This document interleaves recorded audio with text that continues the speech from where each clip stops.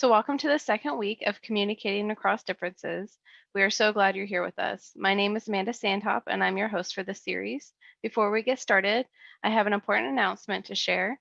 We are currently recruiting for Class 44 for our Premier Leadership Development Program, Ag Forestry.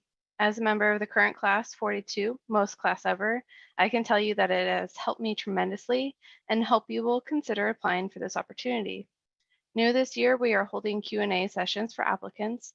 Attendance to one of these sessions is requirement for your application. We are currently accepting applications and they are due on April 30th. Learn more at agforestry.org/programs. Now to get started, the reason why you're all here. It is my pleasure to introduce to you Dr. Bletcher.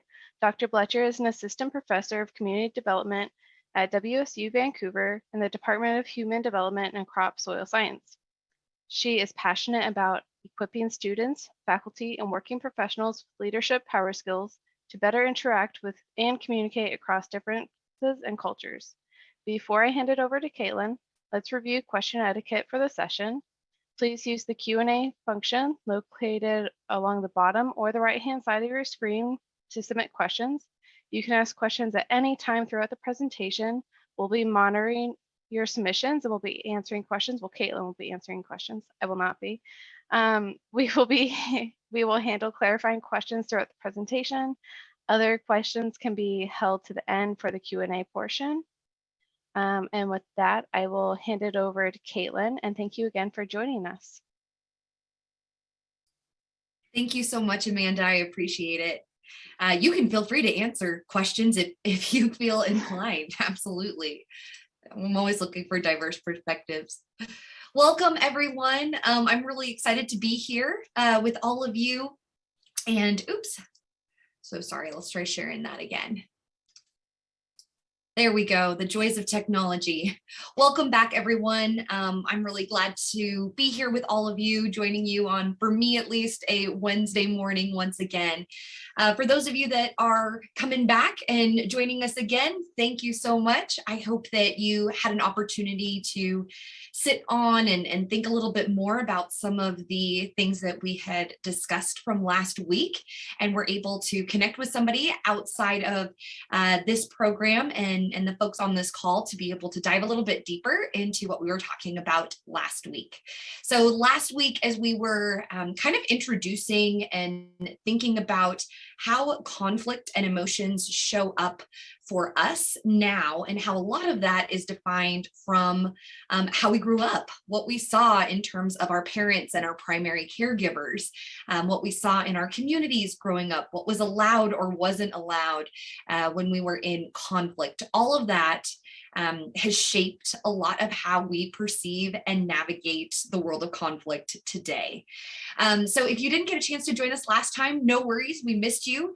You can go ahead and take a look as well in our participant workbook. And in fact, Hannah, if you wouldn't mind dropping that PDF into the chat if you get a chance, for folks to be able to follow along with all of us today.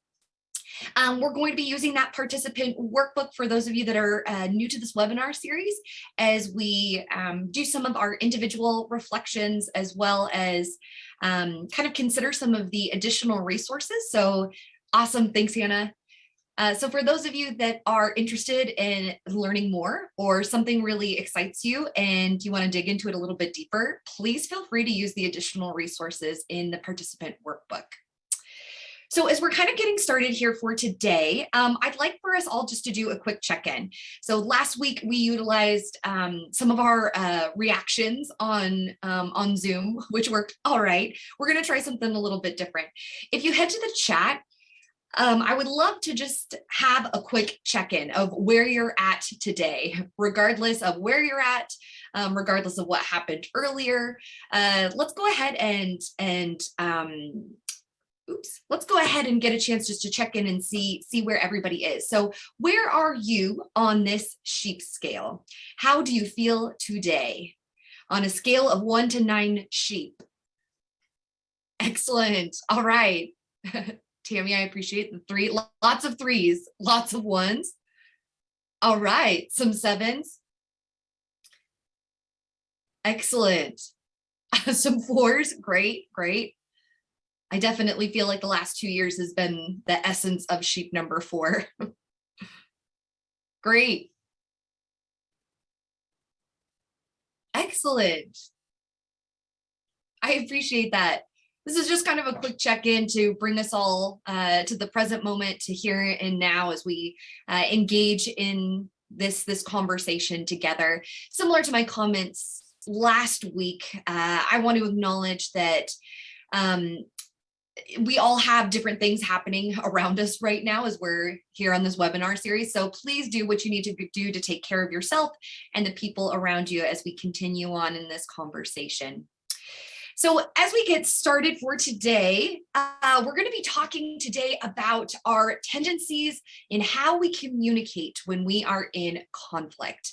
So right now, we're just going to do a quick introduction for those of you that got a chance to complete your homework from last week. We're going to be talking about your results from the TKI assessment, that instrument that provides us with some insight, a self-awareness tool of how we tend to show up when we're in conflict with others. So what I'd love is, Hannah, if you get a chance to launch that poll. There's going to be a poll showing up on your screen here. Awesome. Thank you, Hannah. Based off of that assessment that you took last night or within the last week, whenever that might be, what did you find was your primary conflict style? So you added up all of your scores, and at the very bottom, there were columns of totals for each of the 5 different conflict styles. For you, which did you score highest? And if you scored highest on multiple different styles, what were those 2 or 3 styles? So you can pick more than one if that is in alignment with your score. So go ahead, and we're going to give you about a minute to go ahead and pull that up, refresh yourself of the assessment, refresh yourself of what your scores were, and you can go ahead and click on what your primary conflict mode or modes were with that TKI assessment from our homework over the week.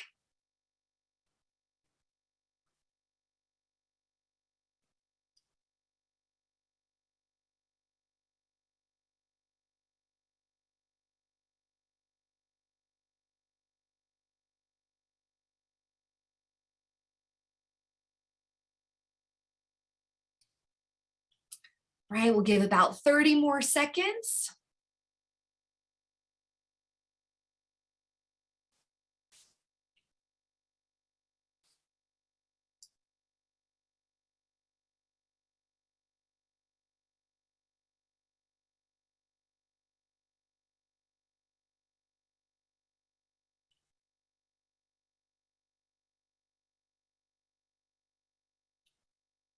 Great, Christina. Thank you for that clarification. I appreciate it.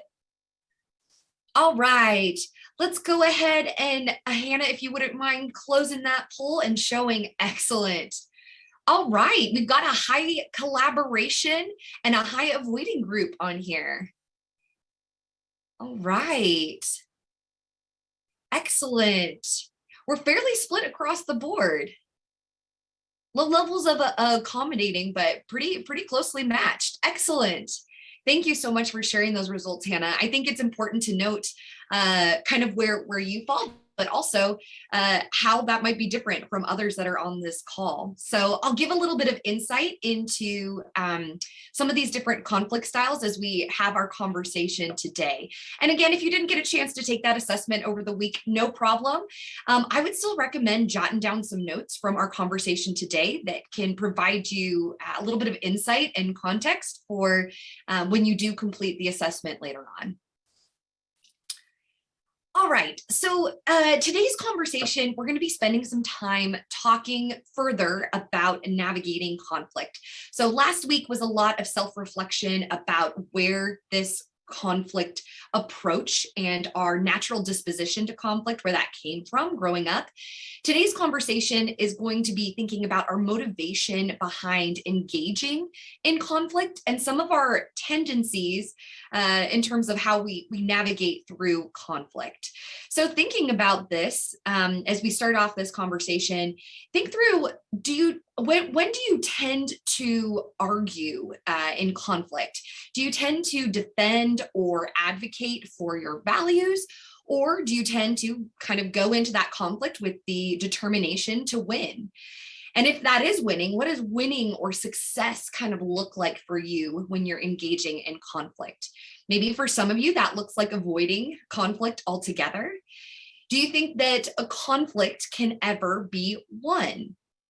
So similar to my request from last week, and for those of you that are just joining us for today, I would encourage all of us, as you're starting this, our very first individual reflection for today, which can be found on page 15 in our participant workbook, really be curious about some of your initial immediate responses and reactions. And I would encourage you to continue to write.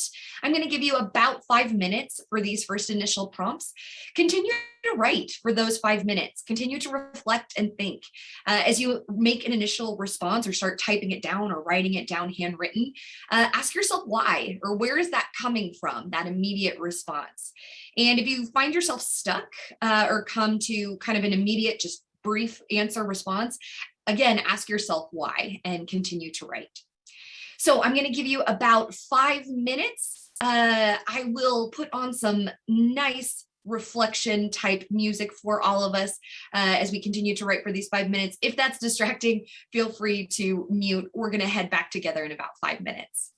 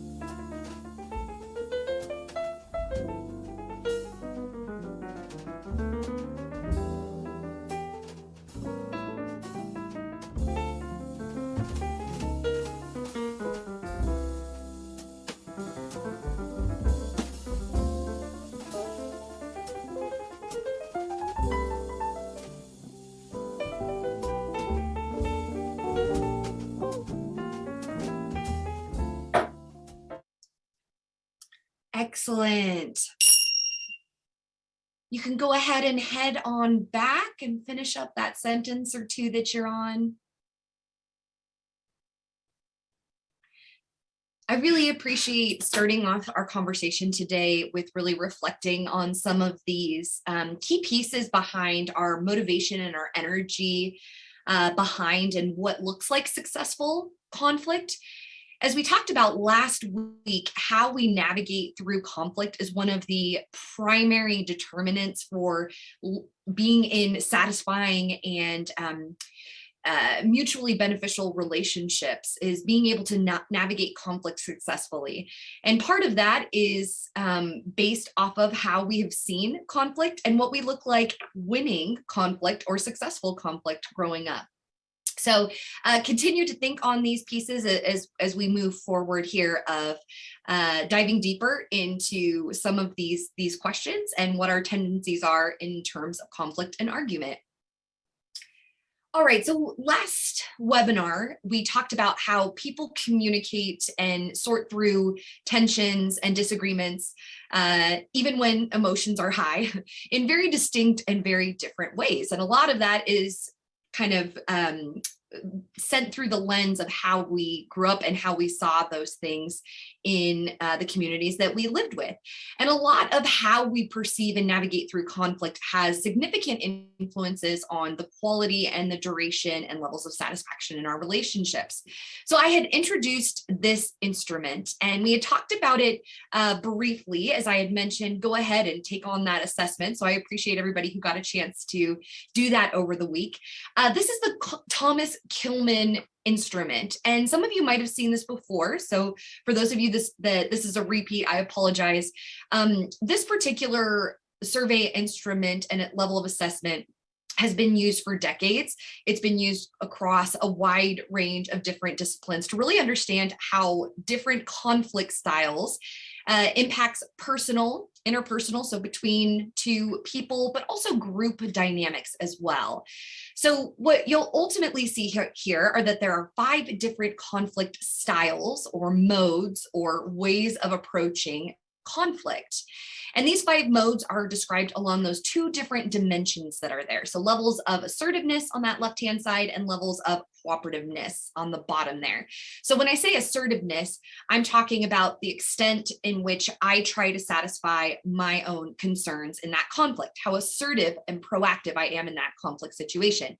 Levels of cooperation is the extent that I'm trying to satisfy the other person or other people's concerns there, how cooperative I am involving other people in my navigation of conflict. So it's really interesting how this instrument was initially developed. And for those of you that have maybe taken any previous classes or professional development training where you've heard about managerial leadership, the development of this instrument actually came from Robert Blake and Jane Mooten. So this was in the 60s. There was a really big shift in the 60s of looking at organizational leadership. And so the managerial grid was what it was called. And it looked a little bit different. It had concern for production and concern for people. In the 60s, there was this shift to really think about leadership as not just production and efficiency, although that was one part of their instrument, but also thinking about the people that are involved, the people that you're leading and working with and working for. So from there, in the early 70s, Kenneth Thomas and Ralph Kilmann, they were at UCLA. They were in this economics lecture hall and they started talking and they were introduced to this managerial grid. And they were talking about how this was really helpful starting point, and might we perhaps slightly alter that instrument to be able to talk more about how we can navigate conflict, not just from our own managerial and leadership styles, but also thinking about others and thinking through also what is the best style for that particular situation and people involved. So this TKI instrument came out of that later on into the mid 70s. And like I said, has been used across disciplines. And if this interested you at all, check in those additional resources. But the instrument has been used with a wide range of different topics, looking at the Myers-Briggs instrument. So some of you might be familiar with that personality type assessment. In fact, Myers-Briggs actually purchased the use of the TKI Thomas Kilmann instrument about a decade ago. So a lot with personality types, political party affiliation, different gender differences, behavioral patterns, different occupations, and how different occupations require different conflict styles and approaches, as well as leadership styles. There's a great article that talks about the correlation with these different conflict styles and how we navigate conflict and its influence on transformational leadership, as well as emotional intelligence, which is something that we're going to get into next week as well. So for those of you that got a chance to take that assessment, usually when I talk through any type really of assessment, the question or the comment that I get is, well, what are the right answers? And in the case with this particular conflict management and conflict navigation tool, there are no universal right answers. All different modes, all of the 5 different styles of navigating conflict are really useful in some situations. Each of these different styles represent a different set of useful skills. So all of us are capable and all of us have accessed all of these different styles. In fact, for some of you, if your score was fairly similar across the board, perhaps that's more comfortable for you than others, of being able to access multiple different types of style when we're navigating conflict. None of us can be categorized as having this one only specific rigid style of dealing with conflict for all people, all places, all times. It's really contextual to the situation, who is involved. That navigation might look different at the workplace than it is at home with your family, as well as what you value in that conflict and what you want that outcome of that conflict to be. So I want to acknowledge that we all access all of these different types of conflict styles, but some of us have more comfort, more familiarity, and use some of these different modes more than others. And that represents more of your primary conflict styles. So what I'm going to do, keeping all of that in the back of our mind, is I'm going to go through each of these different conflict styles individually. I would really recommend kind of just taking some notes if you want to do that, but also just paying attention not only to your own primary conflict styles, but also to the others, and maybe especially those that you scored lower on in the TKI. Great leadership and effective communication across difference is being adaptive and being flexible to being able to access all of these different styles and modes of communicating, not just the one that we tend to utilize or tend to behave in or feels most natural or comfortable to us. It's really thinking through, for this particular situation and that person or people that are involved here, which one of these is most appropriate? And can I be adaptive in my communication and my engagement with others so that I can access more than one? So this information is really beneficial, telling us, not only what my primary conflict styles are, but also what are the potential drawbacks. So I'm going to be discussing that as well with each conflict style, as well as some questions to consider if it is your primary conflict style, and how to develop that if perhaps that's kind of your lower scoring conflict style on the assessment. So we'll go through each of these right now, and then we'll take an opportunity afterwards to kind of apply some of this into our own lives and into some potential areas of conflict that we're experiencing now or that we've experienced fairly recently. All right, so let's talk first about competing. We had I believe about a quarter of our all of us on the call that were in the competing primary conflict style. So this happens when you're in conflict and you really are stressing your own position with not very much consideration about opposing viewpoints. So I am highly assertive of my position, my perspective in this conflict, and there's not very much or fairly minimal level of cooperation from others. The goal in navigating this conflict is to win that outcome, to win with that perspective in mind. So let's talk about this. It can be really beneficial to use a competing conflict style, especially when we're talking about really quick, important decisions, or when action needs to be taken in a group. And when that maybe perhaps the conversation or that conflict is maybe unpopular. And so you need to be able to make that decision on behalf of your group in a very quick, rapid way. It's also really beneficial when there are important issues and, like I mentioned, decisions need to be made, but also perhaps when you're in a situation of conflict and there are others that are taking advantage of your behavior, and especially if that's non-competitive behavior. So maybe there's others that are bulldozing over your ideas or not wanting to hear your perspective or your insights into this particular conflict situation. That's when competing conflict style can be incredibly beneficial. But there can also be several different drawbacks. So one of the first ways that this is a drawback, considering this is a situation where I win and you lose in this conflict navigation, I want to win regardless of the outcome for others. Sometimes this means disregarding others' perspectives. And what that means in the long run is usually a lack of buy-in. Others aren't necessarily motivated or energized in solving that conflict or moving forward with that solution if their perspective isn't heard.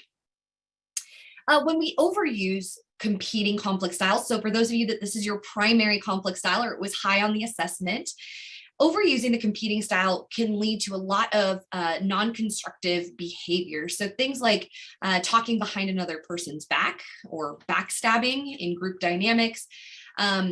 Sometimes this looks like using nonverbal, so things like rolling of the eyes or maybe just different gestures to indicate your disapproval of how things are going. So to try to steer the conflict your way.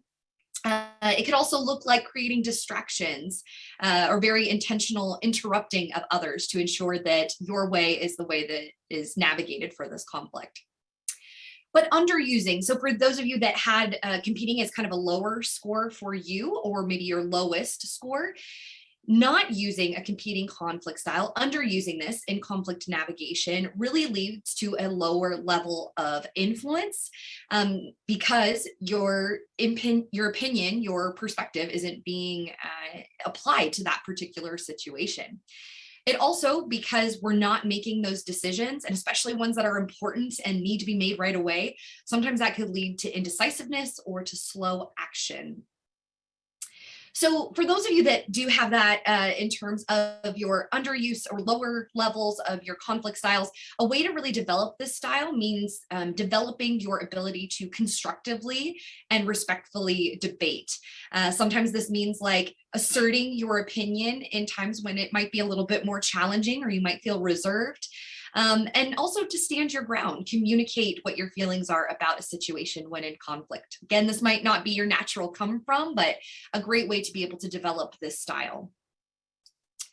For those of you that this is your primary conflict style, thinking about some of these questions, are you surrounded by yes men in your workplace environment? And if so, perhaps it's because the people around you have learned that it's not wise to disagree with you and perhaps have given up trying to be able to influence you in some of the conflict that's been had.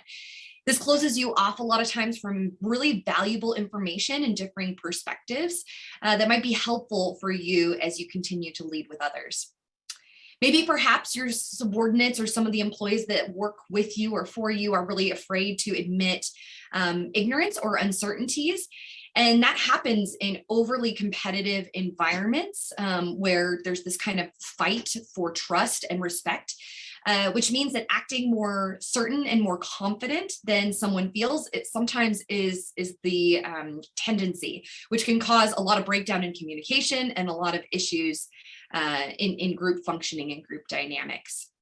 So people sometimes are less able to ask for information and opinions. So that means they're less able to learn and foster a learning environment. Again, significant conflicts on group functioning, relationships, as well as efficiency and productivity. What about avoiding? That was our I believe our lowest group in for those that are on the call for today.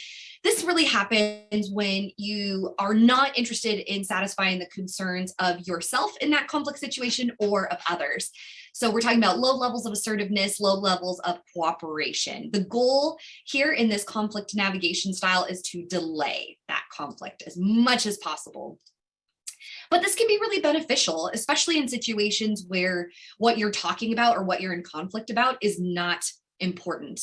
It also can be really helpful or useful when the cost of actually engaging in that conflict, of having that hard conversation, outweighs the benefits of what could potentially happen. So it's not worth the cost of engaging in the conflict just simply due to the nature of that relationship. Sometimes avoiding can be really helpful too if you need to give space and time for others to be able to cool down, or maybe to be able to gather more information and more perspective so you can actually navigate that conflict successfully. It's also really helpful when there's a particular problem or issue that you're talking about that's really a symptom of a much larger, maybe perhaps core issue that you or your group are facing.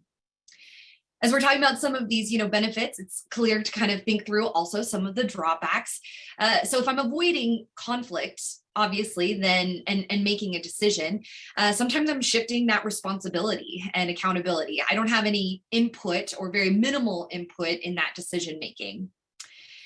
Sometimes by avoiding this conflict, it creates some festering of that conflict. We continue to kind of shove down those issues because that conflict isn't being addressed. And again, this causes significant breakdowns in communication when working with others. So let's talk about overuse. For those of you that this is your primary conflict style, a lot of times there's a lot of research that shows, talking from our webinar from last week, that shows that an overuse of conflict avoidance actually has significant relationships to what we saw growing up in terms of how conflict was navigated. So previous childhood experiences, different work relationships, negative experiences with conflict resolution as we were growing up. So of overusing this particular conflict style can lead to behaviors like being very silent or quiet or minimal with your contribution, being bad-tempered and sometimes untruthful or not honest and genuine when somebody's asking if anything's wrong or if everything is all right. And a lot of times this leads to kind of negative, cynical, sarcastic work environments. This also could look like passive aggressive behavior, sometimes being late intentionally or not paying attention during meetings, again, to avoid that conflict. Drawbacks of underuse. For those of you that scored low on this in your assessment, underuse can sometimes result in hostility or hurt feelings. As well as if no one is avoiding conflict, sometimes it can be really overwhelming because all of these conflict issues are brought to the surface. And so it can feel very overwhelming of how many issues need to be addressed and can feel like an increased workload because of that. For those of you that are in underuse, so it's lower on your TKI score, to be able to develop this, it really requires some foresight in knowing when to kind of step back from conflict, from that situation or conversation, and really become skillful of the sense of timing and when to engage in conflict, as well as practicing leaving things unresolved when it's most appropriate for that particular situation and person involved. And that can be sometimes hard for some of us. So for those of you that this is your primary conflict style, does your coordination really suffer because people have trouble getting your inputs on issues? Does it appear that people are sometimes walking on eggshells in your work environment? Sometimes a dysfunctional amount of energy can really be devoted to being overly cautious and avoiding issues that come up in the workplace. And that really indicates that issues really need to be faced and there needs to be some type of resolution, even if it's a minimal conversation. Some of those more open and transparent conversations need to be had in those situations. Compromising. We had quite a few on this call.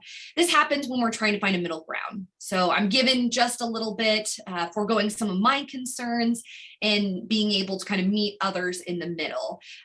So being able to meet others' concerns in that moment. So we're moderately assertive and moderately cooperative. Everybody gives just a little bit.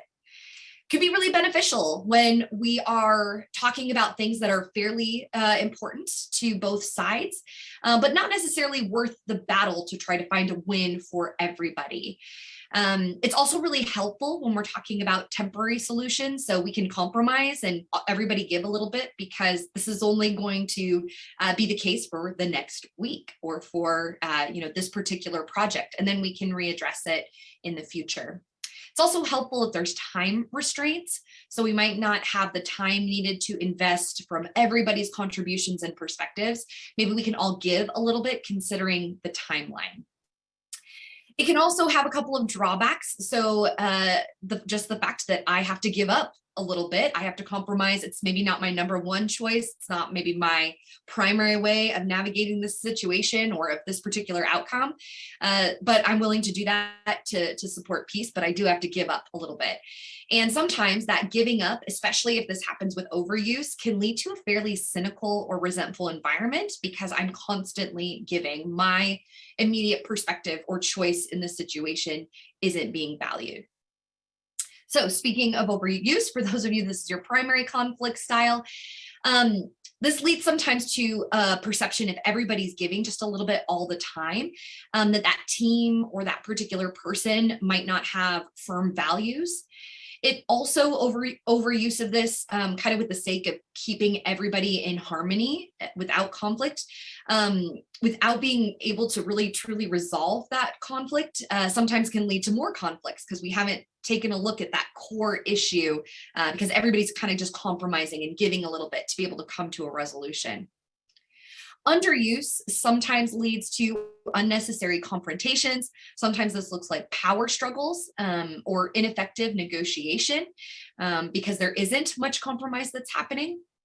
So for those of you, this is your lowest score. This looks like developing skills where you're able to communicate and keep the dialogue open.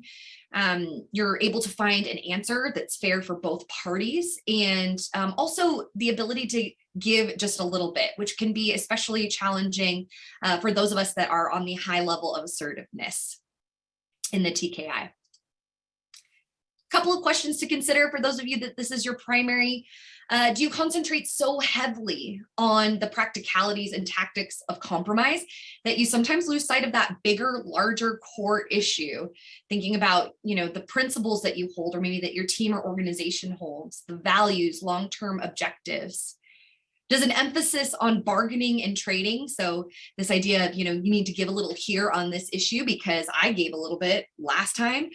Does it create a cynical or kind of a cutthroat climate of competition? These kinds of climates can be really harmful in teams because they undermine interpersonal trust and really deflect attention away from the core issues that need to be addressed or need to have an open conversation about. Collaborating. So this happens when the concern is really to satisfy everyone. It's highly assertive and highly cooperative. So we're looking for a win-win, or we have multiple people, a win-win-win. So the benefits of using a collaborating, it can be really helpful when we're trying to find an integrative solution. So when we want to hear all different types of perspectives and ideas, when the concerns of all parties are really important. And so we want to make sure that everybody's feeling good about how we navigate this situation, which means that it can be really helpful with learning for your team because we're hearing from all of those perspectives. It's really great with brainstorming. It's also really helpful to get a commitment and buy-in for other people because their perspectives are being heard. Drawbacks, though, is that with being able to have all of these conversations and all of these perspectives, it takes a lot of time. And that can be a drawback when the conflict that you're in isn't very important to others, or it's not necessarily essential to gain everyone's perspective in the decision-making. Drawbacks of some of that overuse can really lead to being taken advantage of and being overloaded with a lot of work because, again, that collaboration takes a lot of time, energy, and investment, sometimes resources. Underuse can happen when we're trying to just kind of make these quick fix solutions without having this collaboration take place. Maybe perhaps when we're not using collaboration, it looks like a lack of commitment by other team members. And it can also be disempowering because we're not including others in that decision-making process. So for those of you that have an underuse, collaborating skills could be using active or effective listening, maybe confronting situations in a non-threatening way, analyzing and taking time to listen and process through other people's input and concerns.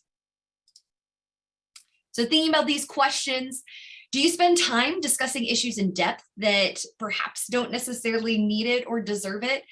Collaboration takes a lot of time and energy, like we talked about. So sometimes the most limited and scarce, those are some of the most limited and scarce organizational resources. So when we have trivial problems or concerns, we don't necessarily need to spend that additional investment in other perspectives. So the overuse of some of this collaboration and consensual decision making sometimes represents this desire to minimize risk by diffusing or delegating some of that responsibility. Does your collaboration or your collaborative behavior fail to elicit responses from others that are also collaborative? Sometimes this collaborative behavior can be fairly exploratory, might make it easy for others to kind of disregard some of these collaborative approaches, or sometimes the trust and openness hoping to be used in these approaches might be taken advantage of. Last but not least, I promise, avoiding. This happens when we're foregoing all of our concerns to be able to satisfy or to yield to the concerns of others. So we're talking about low levels of personal assertiveness, but I'm trying to include others. Again, that goal is to yield. Really beneficial, especially when you're in a conversation and you recognize, hey, I'm wrong here. In this moment, I can yield to your direction, your guidance, your perspective, because I realize that I'm wrong. It's also really beneficial when the issue that you're in conflict about is more important to the other person than it is to you. So for the sake of harmony and keeping peace, and for the sake of that relationship, you're willing to yield to the other person. But it can also have drawbacks, obviously, because my influence, my contributions aren't at the forefront. It can also, sometimes the drawbacks can lead into victim kind of behavior or victim statements. So everything is happening at me because my contribution isn't included in this conflict, or at least in the navigation of this conflict. Drawbacks of overuse. So people who overuse this accommodating style really want to keep everything the same. So maybe this is true for you. They show this lack of desire to change and usually demonstrate perhaps some anxieties or frustrations with future uncertainties, because they sometimes feel this lack of control in conflict because I'm constantly yielding or accommodating to others. So underuse of accommodating conflict style can really result in low morale and low rapport within a team, because if others aren't yielding, it might feel like it's not a supportive work environment. So for those of you, in terms of underuse, to develop this conflict skill, really that looks like my ability to be able to sacrifice and to be able to have empathy for other people's perspectives, as well as the ability to be able to follow the direction and guidance of others, again, which might not come supernatural for some of us. So thinking through some questions, if this is your primary conflict style, do you feel like your own ideas and concerns are not getting the attention they deserve? Perhaps you're deferring too much to the concerns of others that you work with, and that can really deprive you of influence and contributions in your workplace. Is discipline maybe lax in your workplace? So discipline just for discipline's sake, it doesn't have much value there. But thinking through, there are a lot of rules, policies, procedures where the follow through and as well as its implementation is really important for you, for the relationships in your organization, as well as for your organization itself. All right, that was a lot of information. Maybe some of that you resonated with, maybe some of that you didn't. All of that is great. In conflict, I think it's a lot easier for us to pinpoint how others are behaving and how others are responding in conflict versus how we are, especially when emotions are high. And especially when that conflict navigation skill is negative or ineffective. But really thinking through about, oh, no worries, Holly, thank you. But really thinking through about some of these conflict styles, we need to think through about not only how we tend to show up, but the consequences of some of our behavior in the relationships in our workplace and the outcomes of that conflict. So it's important to gain kind of a better understanding of each of these different conflict styles. And again, how we respond in situations when emotions are high, as well as what we're most familiar or comfortable with. And can we be adaptive in different situations? So conflict and our effective flexibility and adaptivity in some of these different conflict situations, that's where true leadership comes from. And maybe if we take that approach to it, we can see conflict as less of kind of a negative connotation and maybe an opportunity to learn, to foster creativity, and maybe trust and openness as well, especially if we meet people where they're at instead of our natural come from in conflict. Okay, so this is your opportunity to reflect on what I just mentioned and how much it does or does not resonate with you. All assessments have some level of personal bias in them of how we think we show up in conflict. So this is your opportunity to really reflect on that. First of all, tell me what your primary conflict mode or modes are. And do you feel, now that we've gone over these different conflict styles, do you feel like you really align with that? Were you surprised at all by those results? And thinking through about how you were surprised or not surprised, what does that tell you about your perceptions about your behavior when in conflict? And give me a takeaway. What do you think you can take away from this particular exercise and the debrief of all of these different conflict styles that either may or may not come natural to you? So we are running a little short on time. So I'm going to give you about 3 minutes to just start thinking about some of these questions. Again, this is the opportunity to start our reflection here. That continues on and moves forward into the next week. But this is kind of the initial starting point of, do I really align with this or not? And in which types of situations? So I'm going to give us, like I mentioned, about 3 minutes to start thinking about this, and then we'll gather back together for the next part of our time together.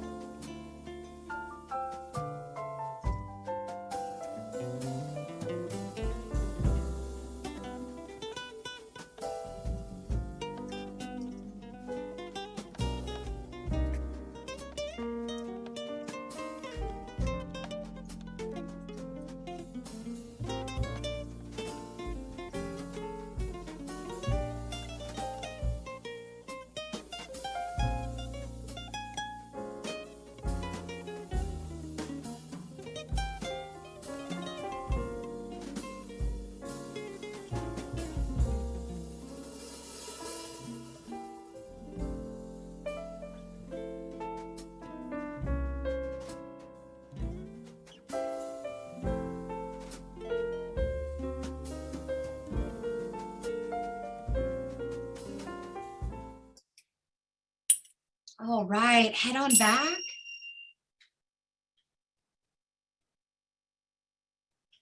Excellent. Like I mentioned, this is just the starting point, this webinar, and I hope that you get an opportunity to continue to think and chew on some of this as we move forward within the next week, as well as continuing on even after next Wednesday.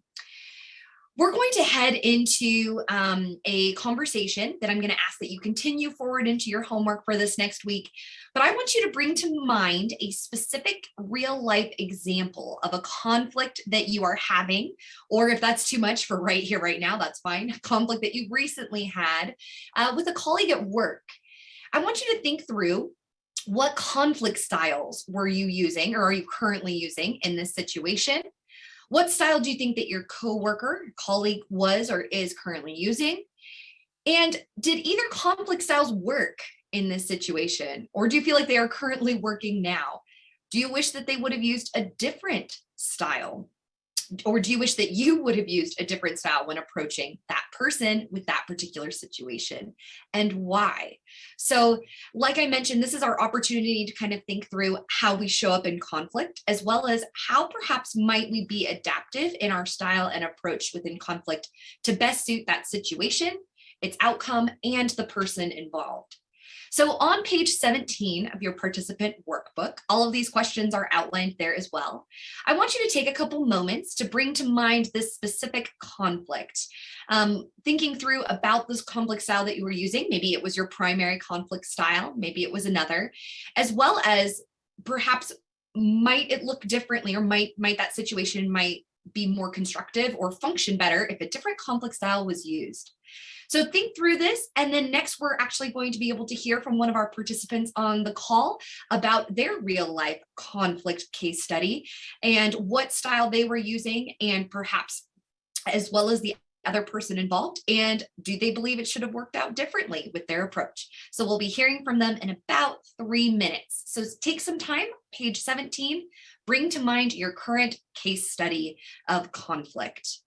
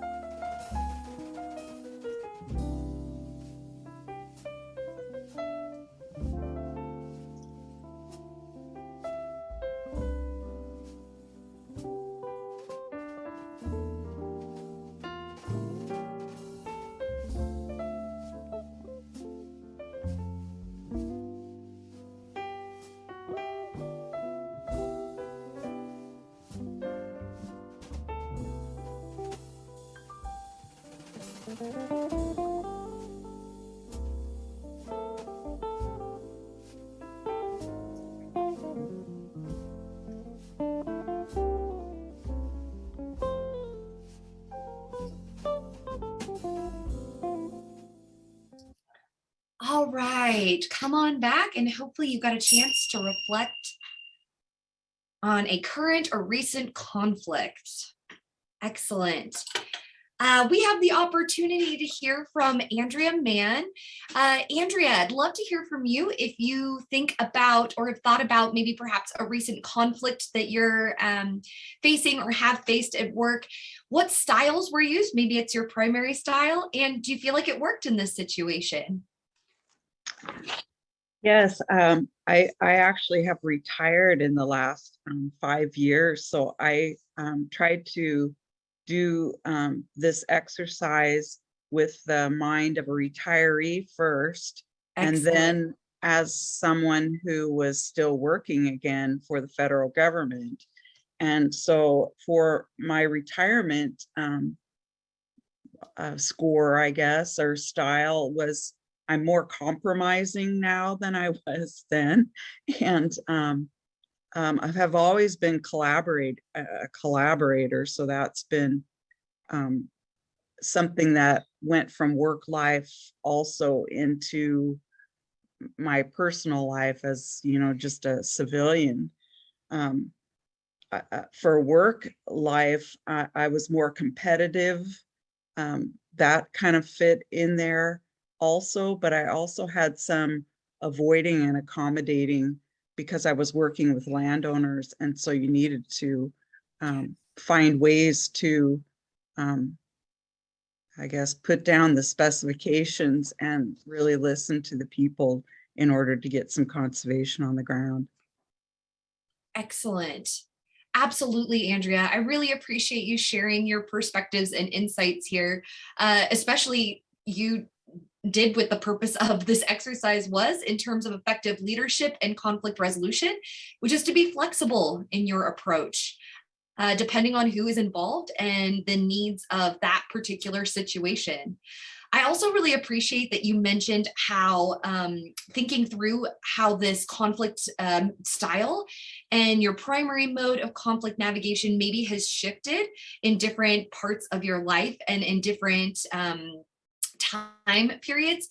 I want to think for all of us, has your conflict style always been this primary style, or perhaps it has shifted throughout your life in different situations and circumstances? Thank you, Andrea. I appreciate it. I want all of us to think for yourself. So not only for this particular situation of how you approached it, how the other person or people approached it, but for your homework this week, I want you to think about how you would approach that conflict style or that particular conflict situation from the 4 other styles. What might that look like? What might your behaviors look like? How might someone else respond using a different approach? The whole purpose of this is to be able to start applying some of these different styles and trying them on to be able to see what is the most appropriate way to address some of these different situations of conflict based off of, again, all of those different pieces that we talked about, the outcome, others involved, the situational piece, considering all those benefits and drawbacks that all of them have. And as you do that, I want you to think about what mode was easiest for you to picture? Which one was the most challenging? What style was most perhaps surprising for you? All of this is information that we can gather about some of our behavioral tendencies and how challenging or easy it might be for us to engage in some of these other styles to be able to develop more skills and be effective leaders across difference when in conflict. Excellent. Amanda, I see you on there. You can go ahead and take a look at your homework, what I just mentioned, as well as the individual reflection that's on page 20 in your participant workbook. Thank you so much, Andrea, for being our participant spotlight, as well as all of you for engaging in our conversation today. I look forward to our next workshop next Wednesday. Amanda, the floor is yours. Thank you. And thank you, Andrea. Thank you all for joining us today, and thank you, Dr. Bletcher, for continuing this journey with us. If there's any unanswered questions, there's probably going to be answered again during the next session, just like I said last time. And at the end of the next session, the third and last session, I believe Dr. Bletcher is going to leave some extra time at the end and extending the session also for more questions and a one-on-one Q&A session, if you will. So don't worry, if you have more questions, they will all get addressed. But thank you so much for joining us, and I hope you have a great week. Happy Hump Day.